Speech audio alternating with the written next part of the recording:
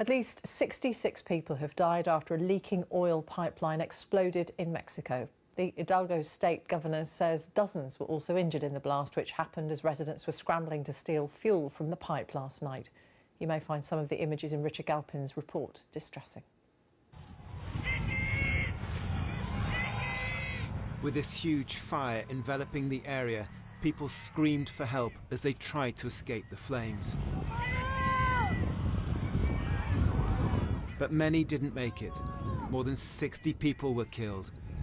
Many others suffered serious burns. Throughout the night, the emergency services were taking the injured to hospitals as quickly as they could. Witnesses horrified by what they'd seen of the lethal fire. I was in my house and started watching the news and went up to my roof and it just exploded. I saw it. I also saw that there were a lot of people around and I was shocked.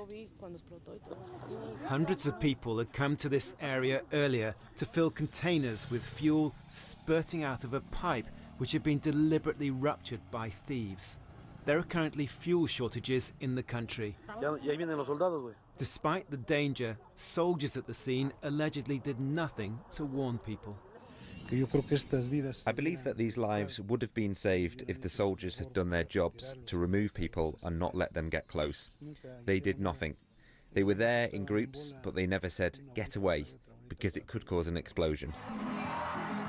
The fuel shortages are the result of a decision by Mexico's new president to crack down on fuel theft.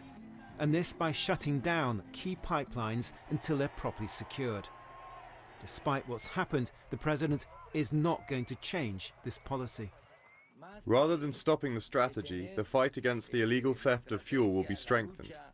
We will continue until these practices are eradicated by giving alternatives to people so they do not feel they have to take this action.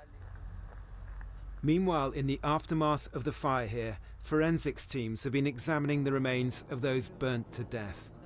Continuing fuel shortages in Mexico could mean this will not be an isolated incident. Richard Galpin, BBC News.